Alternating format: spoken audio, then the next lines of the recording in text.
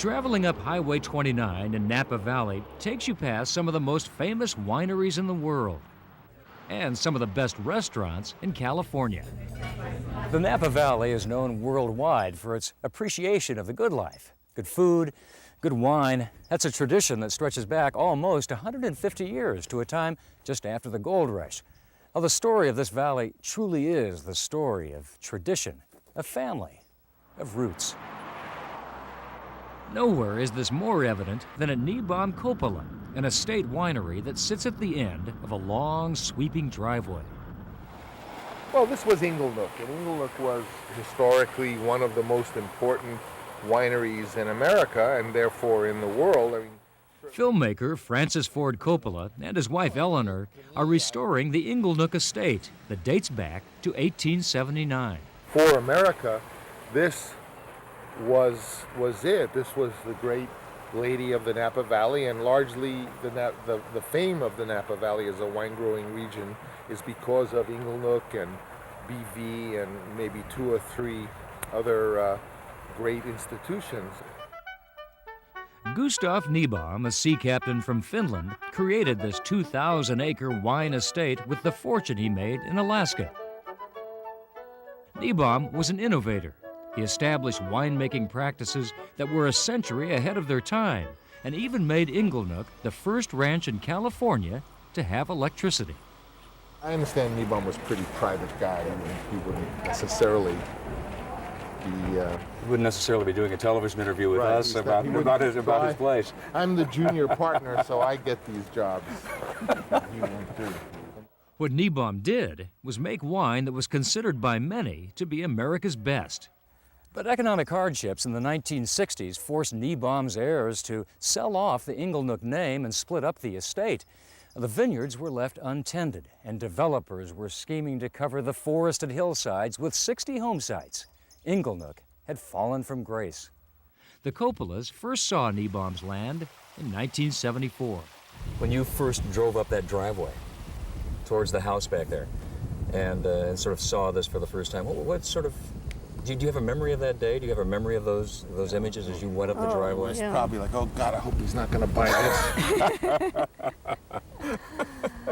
No, it's very vivid. I mean, he may have already said that we came to looking for a little country cottage for our 2 little kids to run around, and we were thinking of a couple of acres and a little bungalow somewhere, and so it's quite incredible to find ourselves here. The Coppolas couldn't resist the beauty of Niebaum's property, so in 1975 they bought Niebaum's house and enough acreage to begin making their own wine. Got a big tank. And jumped on the grapes. You did all that stuff. Yeah. Was it fun? Yeah. We made the wine, and it came out good. Basically, grapes know on their own how to make wine. You just have to squish them, and they'll turn into wine on their own. So it's like intended. In the years since, the Coppola's wines, including the Rubicon label, have gained international recognition for their high quality. In 1995, Francis and Eleanor purchased the remainder of the Inglenook estate, including the massive stone chateau. They've set out to create an inviting atmosphere for visitors, one they enjoy themselves. It brings me a lot of pleasure to see the people enjoying themselves here, really. I mean, if I were king of the world, I would sneak around and see if people were smiling. And they seem to smile a lot. So how old are you? I bet you're 6.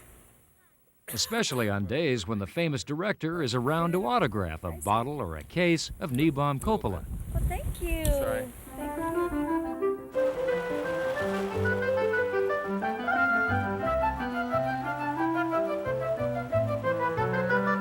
The grounds of the chateau are reminiscent of a French park.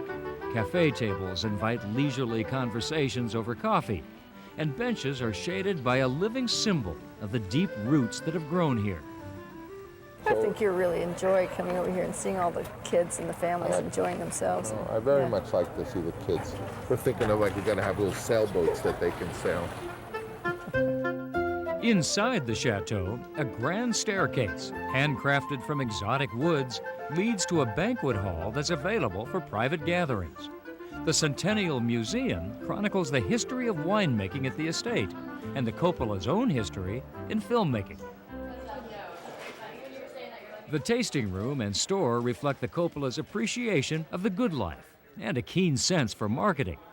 Visitors are enticed by specialty foods, cookbooks, movie memorabilia, daughter Sophia's line of clothing, and of course signature wines on which the Coppolas give top billing to Captain Niebaum. To take that name, Niebaum Coppola, you know, as the Rothschilds did when they bought Lafitte in the south of France, to carry on that tradition of recognizing the founders, that we didn't just come here and do this ourselves. This has a tradition of 100 years of history.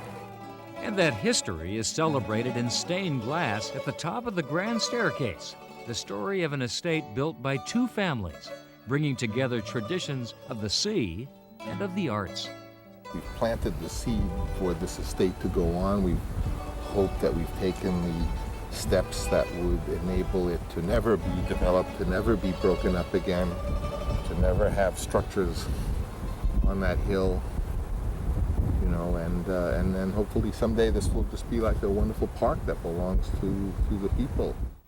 In the meantime, it's a place that the Coppolas call home, where the movie maker and his family continue to appreciate wine, but not take it too seriously.